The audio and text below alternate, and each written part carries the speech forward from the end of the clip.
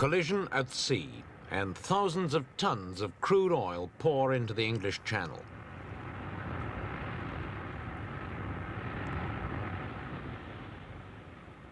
This was the Pacific Glory 18 months ago, just one of several oil tankers which have collided in the world's busy shipping lanes in recent years, polluting both the sea and the land.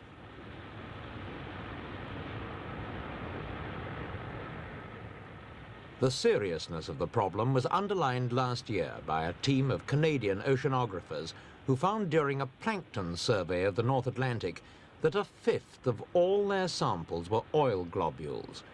Experts say this indicates that the worldwide spillage of oil is probably much higher than the present estimate of 4 million tons a year.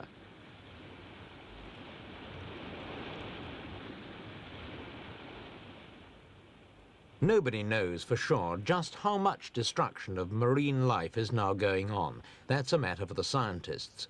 But unpleasant sights like this on local beaches bring the problem home to everyone who enjoys a seaside holiday.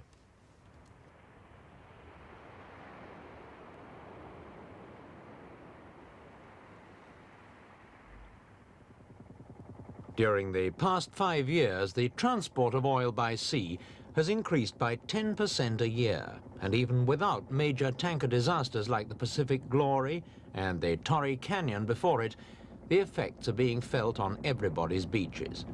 In Britain, for example, oil imports have exceeded 100 million tons, and the length of polluted coastline has increased by a third.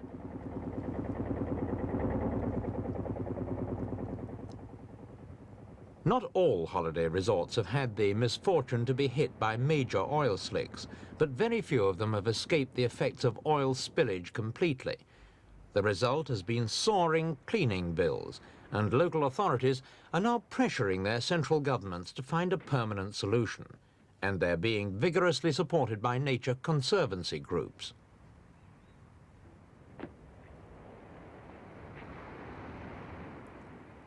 Every year, an estimated 200,000 birds die round Britain's shores, largely because of oil pollution.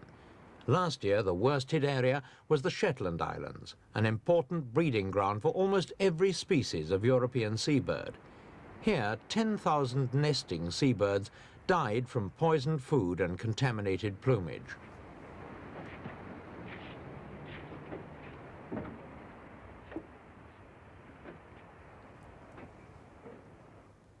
The few birds that are rescued by wildlife organizations have a chance of survival only if they can be cleaned with shampoo and edible oils, or dry materials like sawdust and flour.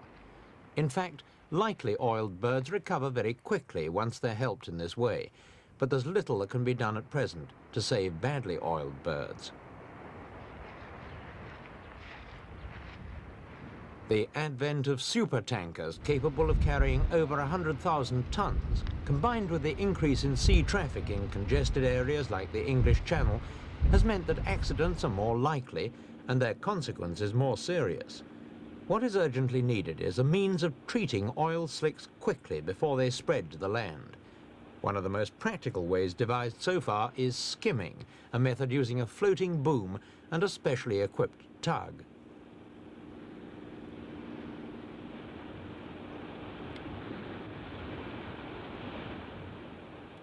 In this demonstration by an American company, the floating boom acts as a breakwater between the sea and the oil and keeps the slick together so that it can be disposed of fairly easily.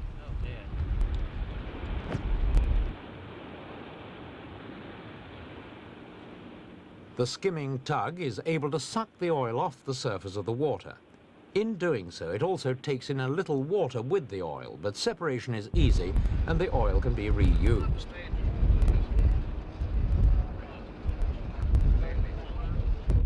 But even the most efficient skimmers leave a residue of oil on the water, and one way of disposing of that is to use chemically treated sand. The chemical causes the oil to cling to individual grains of sand, which then sink to the bottom. The method was explained to us by the engineer in charge of the project, Mr. Blakey. On the situation we had today, we pulled the boom off of the stern of the tug. I pulled it in the water to tow it a little bit, just to demonstrate the fact it can be towed, and then we encircled the oil downwind, or we put the boom downwind of where the oil would be, and then of course they went over with the tug and put the skimmer head into the bite of the boom and sucked the oil off the surface of the water. In what way is your method superior to other methods? I feel that the use of a barrier type device or barrier containment of oil is probably less expensive in the long run than approaching oil spill control from a standpoint of either chemicals or absorbents and this sort of thing. There are really 3 ways you can go here, 4 ways really. You can ignore the whole problem, of course. This today you can't do. You can contain it mechanically with a barrier such as ours. You can go to chemicals, and you can go to absorbents. With our method, you can recover the oil. You end up with something that is usable. You don't destroy it. It's probably more economical to recover it than it is to destroy the oil with chemicals or other methods. How big a slick can you cope with? Difficult question to answer. It depends on the location. We've handled slicks as large as several 600,000 gallons. I don't think that that's a limit, certainly. This happens to be one of the largest we've handled. It's just a matter of having enough boom, enough manpower, and just have at it. There's no real limit in size. And are there any conditions that would defeat the effectiveness of your method?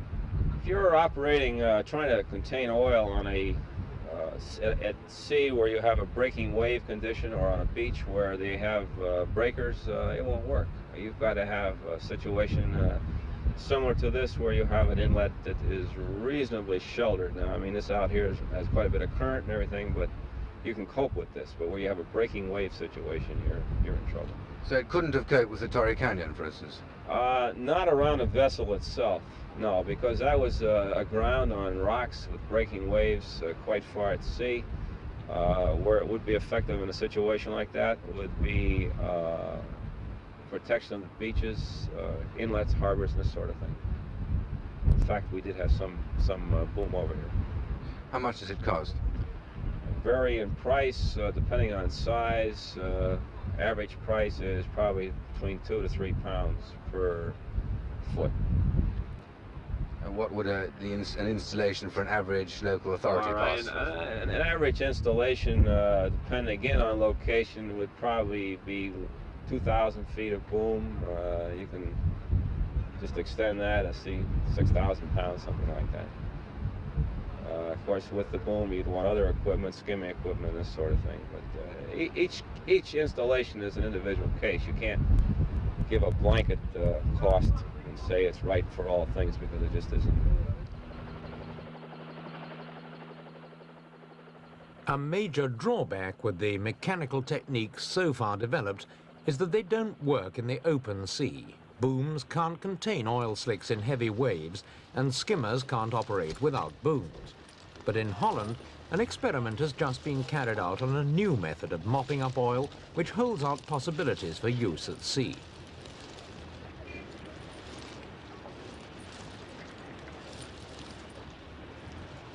Dutch Water Authority experts went to a small lake in southern Holland to watch a series of tests on a new absorbent material, which it's claimed can soak up to as much as 7 times its own weight of oil.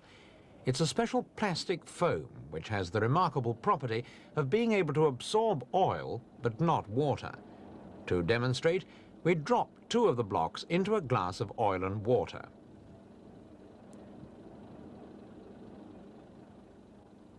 Within a few seconds, the oil had been completely drawn out, leaving the water perfectly clear.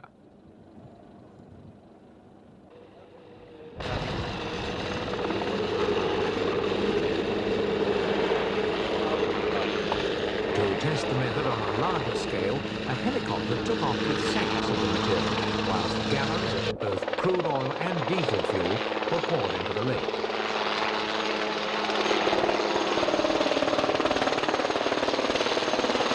One way of dealing with oil spillage like this is to burn it, but this has proved difficult in the past, especially with large quantities of crude oil. Another method, the most popular and the cheapest, is dispersal with the help of detergents. But detergents don't actually remove the oil from the water, and there's a school of thought which believes that the detergents themselves may do just as much damage to marine life as the oil.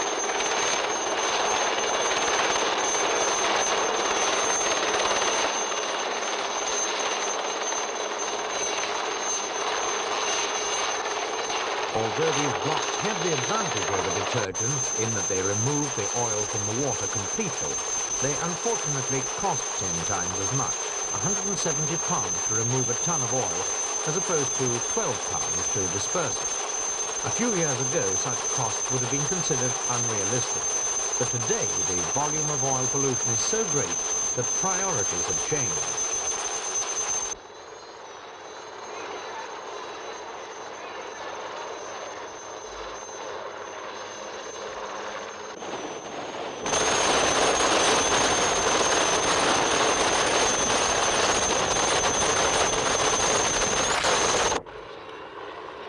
Although most of the pollution experts watching the tests were already concentrating their research on better booms and skimmers, most of them admitted that on the evidence of this experiment, the plastic blocks could make an important contribution to cleaning up dangerous and narrow waterways where mechanical methods couldn't be used. They also admitted that there was a possibility that the material could be used in the open sea, and further tests were justified. The Dutch government has shown particular interest in pursuing this line of research. Their spokesman, Mr. Mahi, was encouraged by the experiment. I think it was about 90%, I estimate, and still the problem is how to use it.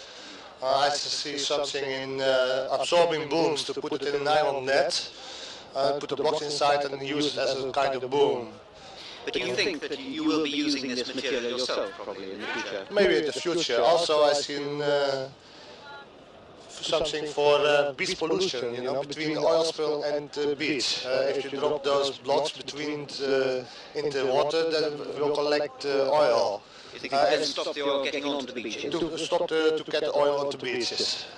Do you think this is really quite a major advance in the war against oil pollution? I think this is one of the systems you can use. You have a lot of absorbing materials.